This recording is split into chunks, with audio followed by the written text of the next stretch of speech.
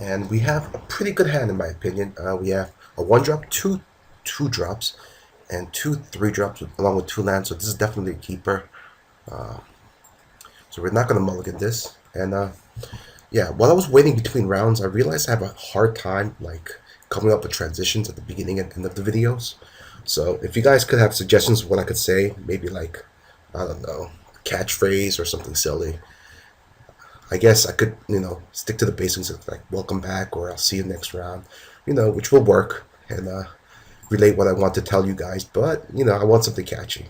So if you guys could give me some kind of suggestions, the comments, and say you should say Baba Ooey or, Bazinga or anything like that, I'll take into account. I'll try it out, and if anything catches, I'll keep on saying it. If not, I won't say it. Okay, so looks like we're playing against a blue player. It doesn't really tell us much. It could be control, it could be anything. From what I'm seeing right now, I'm gonna guess control.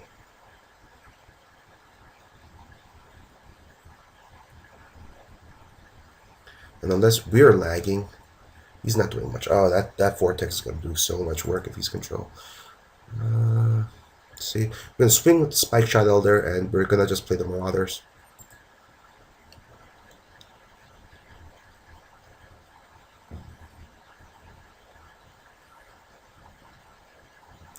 And we're waiting for Buster 3 EM, so I'm gonna assume that it's him that's lagging and not us.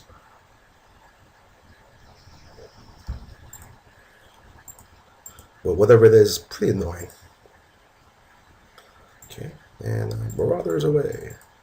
Fire. Okay, Brainstorm response. Okay, so he's either control or combo, which hasn't really narrowed down the field too much, I think. And even assuming he's control or combo is kind of silly.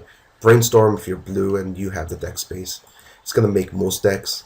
And Windswept Teeth is a fetch land, which is, again, going to make most decks also. But since he fetched out a Plains, I'm going to continue on the assumption that he's a control deck. And if he taps out for anything, we're just going to slam down that Vortex and be very happy. Aww. Okay, we're going to get the Forest here to power out our Bloodbraid and pay the green additional for this. And this is a trade I could take. I get a land, he loses a card, and he takes 2 damage. That's what we call value.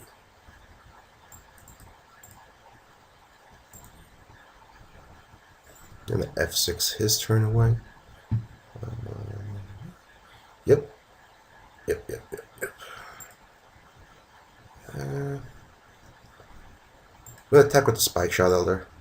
Then we're going to just slam the Sulfuric Vortex. Even if he steals this, we have the 10th Street Hooligan to get it back. The Kicker. I'm going to call it Kicker because it's kind of like Kicker, right? So I'm just going to call it Kicker.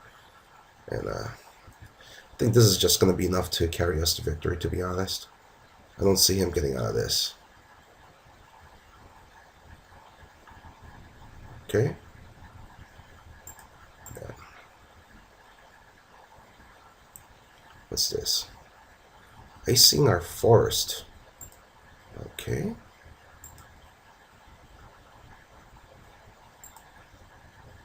Oh, well, isn't that psychic? So, we have a couple options here. Playing the mountain is going to be pretty much mandatory. I could Molten Rain one of his lands and not deal 2 damage because that's not basic, or I could keep the Brimstone mana up.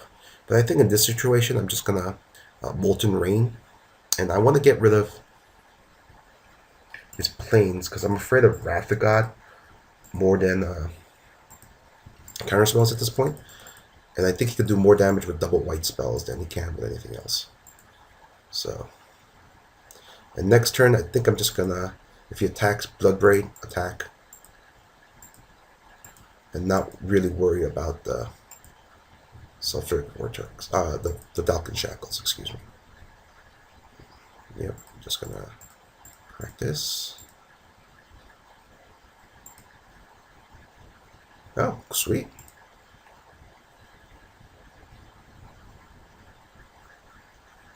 What just happened here? Okay. Click the spell. There we go. Okay. And do that. And we're going to slam in for the 3. Bam. It's going to go to 6 in his upkeep. I think he's going to have to untap the shackles. I think he forgot to untap it. It's kind of tricky about shackles. You're going to have a stop during your untap phase when you have the shackles. And you're going to have to click on it in order to untap it. So if you guys are new to Moto and want to know how the shackles works or anything, that you have an optional tap ability, or untap ability I should say, works on Magic Online. That's the way it works, and don't be too quick to click on it, because that could bite you in the bum. Okay. Bam. Okay. We're gonna take the 10 Street Hooligan.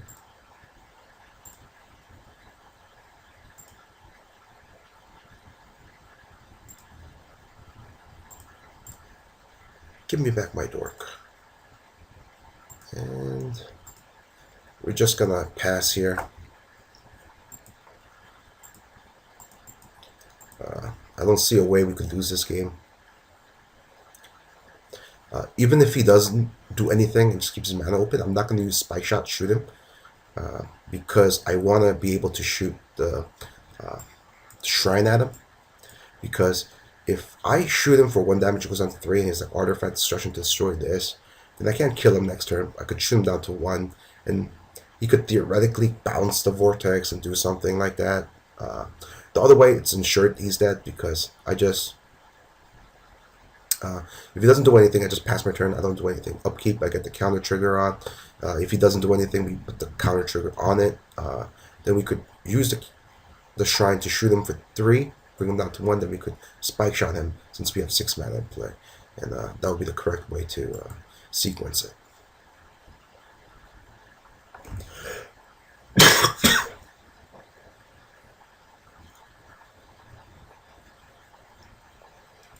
So it's just a slow blue-white deck.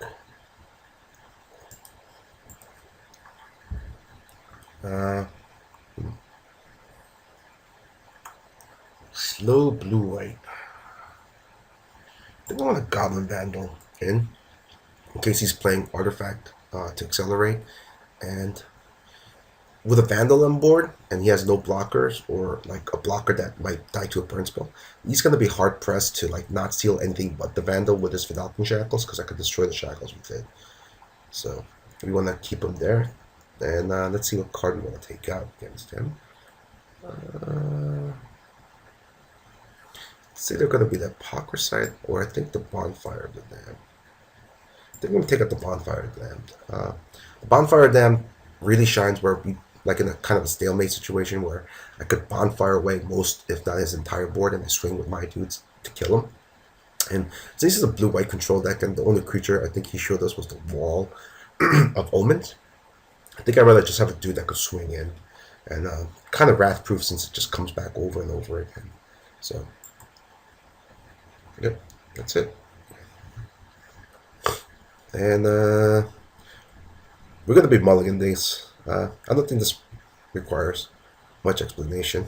We're a mono red deck, and our only land in our hand is a forest, so I'm going to just make sure. Yep, okay, we're going to keep this. This is a fine hand. And with a turn 1 Vandal, that I'm assuming is going to resolve, this man can't drop his turn 3 Shackles, because I'll just, if he doesn't have a blocker, because I'll just, you know, blow it up with my Vandal. Okay, and I'm going to drop the Apocryphite. And next turn, I think I'm just going to attack with both of them and Skullclap my Apocryphite. In the long term, it's going to deal more damage, because it's going to come back with counters on it. And they're going to draw 2 more cards to actually do more business to it. So I think that's the way we're going to do it. And not play the land. Skull Clamp, please. And Skull Clamp this way. And it's better than just playing 10th Street Hooligan unkicked. He's going to swords it in response. Huh.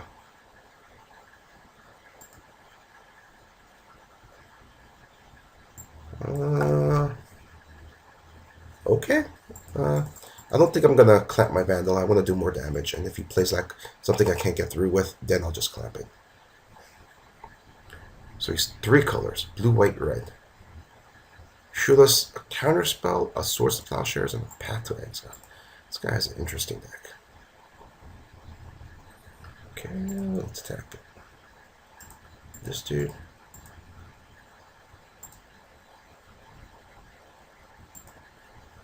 And I'm going to cast this, see what he does. It resolves. I think I'm going to Skull Clamp the Vandal here, because if he has a land, he could Shackles, steal my Vandal right away, and then means I have to ping it, kill it, and I can't get the benefits of Skull Clamp. And I already have an Artifact Destroyer in my hand. I want to draw a Forest, possible. Goblin Welder would be sweet. And I'm going to Skull Clamp that away too. Skull Clamp doing work. Alright. So that way if he has Shackles, he could just Shackles away or Spike Shot Elder. Which really doesn't do much. And we're okay with that. Control Magic. Okay.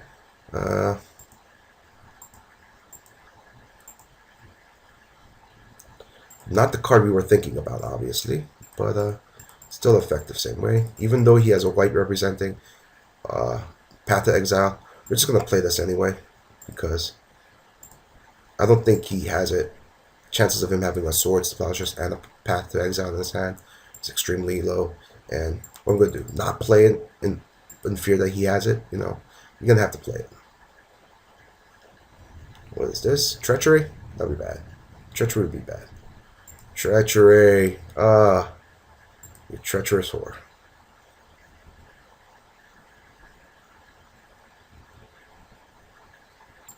Chandra the Firebrand.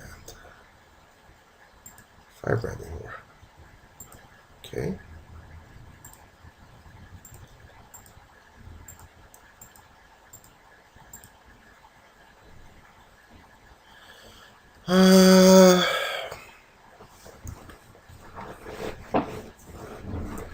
Well, looks like we're going to have to kill him with Burn.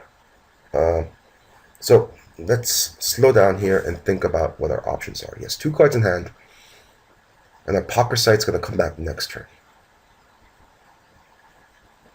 So I think we want to play the Marauder so we could attack with the Mars and the Pokersight, hopefully keeping the Thundermaw back. Anything 1 toughness is just going to get murdered with the Chandra. So I think the play is going to be kill the Marauders.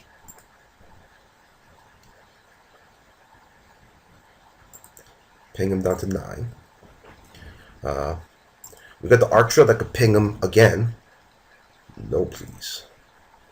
Arc Trails could ping him again to bring him down to 7. When this dies, it's going to be at 6. This will be at 4, so we have to deal 4 more damage to him to kill him. So the question is, do we play Ember Hauler here? Yeah, we play Ember Hauler here. We don't equip the... So we could just deal the damage. And next turn, Apocalypse comes back.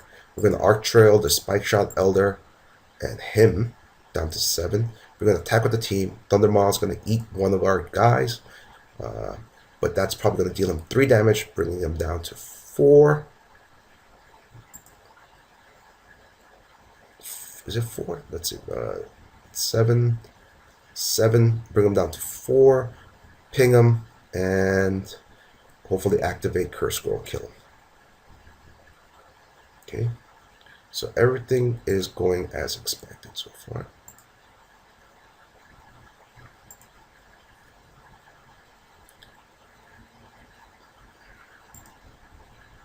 Why didn't... Did we miss something? Oh, I think we forgot to click on him or something. Oh, that's embarrassing.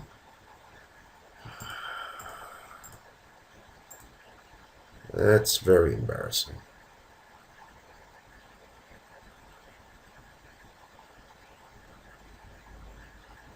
I think we forgot to click on him. So he didn't come into play. Oh, wow, that's a pretty big, play mistake there. And I'm hoping it's not going to cost us the game, but certainly may. Yeah, we're going to attack him with both.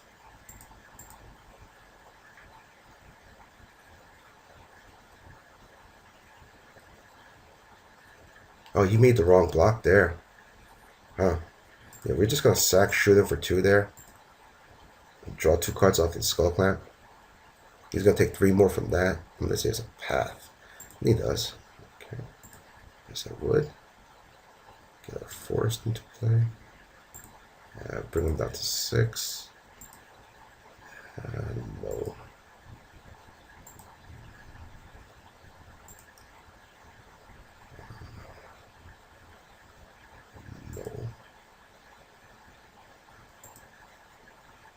No.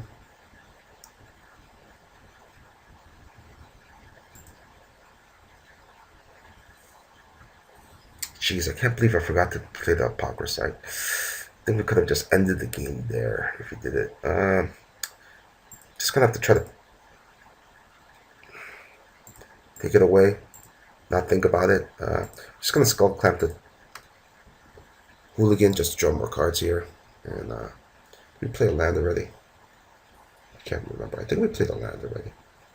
If not, I'm just gonna see if I can play Forest. No. Okay. And that was a huge boo-boo on my part.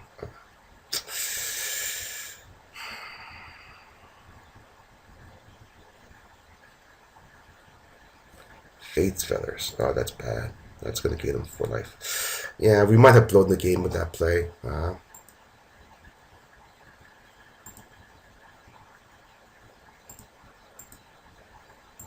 going to go down to 12. Chandra, my ultimate, killing us, so that's bad. Okay. That's going to forgive a lot of our sins. We're going to play the Rishtan port.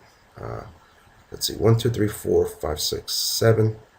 And that's 7 damage. Going to bring them down to... Okay, I'm just going to use the port here. Tap this. Then I'm going to play the Cough of the Hammer.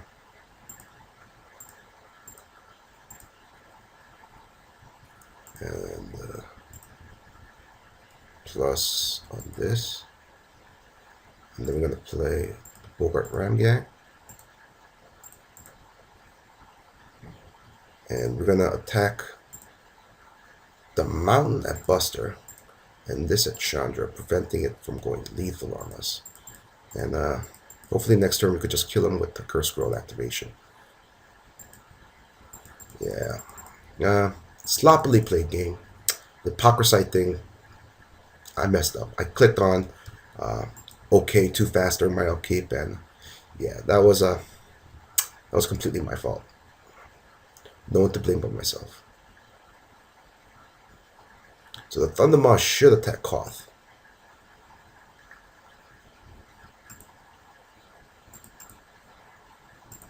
Unless he could kill us. And,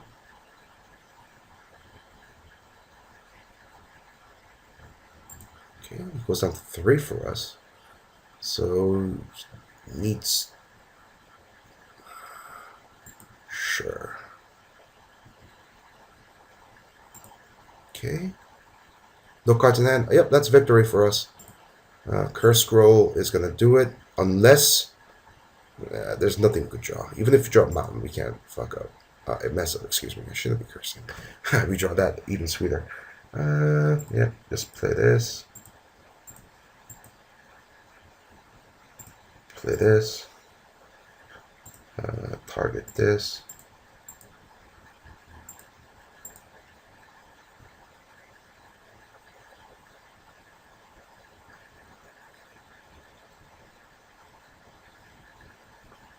And this time, I'm pretty sure we're lagging. Now, just take our time, look for the forest.